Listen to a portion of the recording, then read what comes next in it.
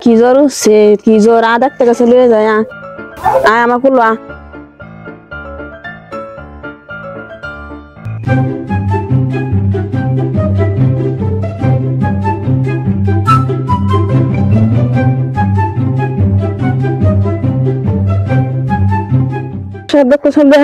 বাচ্চাটা জ্বরে জ্বর ঠান্ডা কাশ।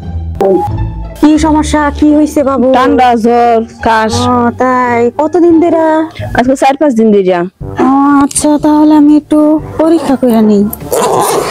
পরীক্ষাটা কইরা পরে ওষুধ দিই, ওষুধ খাওয়াবেন, খাওয়ানোর পরে সাইরা যাবে।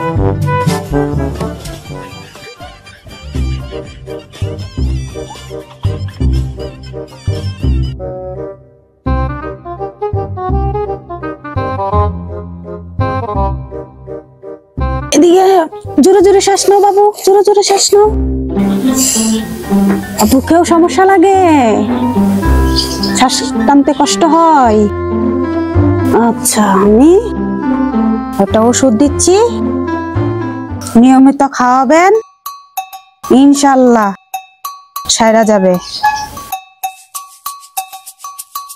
যে ওষুধ দিয়ে দিতেছি ঠিক মতো খাওয়াবেন।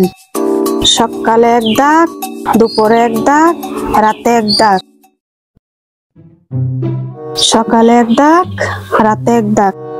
এটা সকালে 1 দাগ, দুপুরে 1 দাগ, রাতে 1 দাগ। এইটা খাওয়াবেন, সকালে 1 দাগ, রাতে 1 দাগ। ঠিক আছে?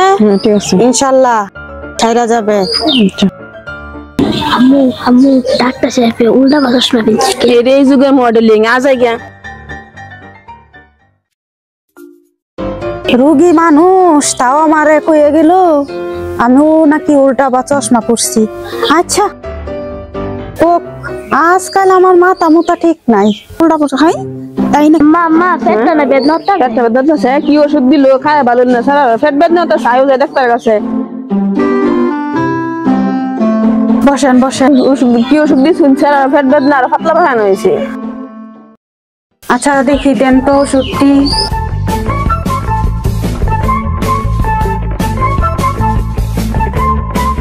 আর আপনি তো ওষুধই খাওয়ার নাই, তাহলে ওষুধ ছাড়বে কিভাবে?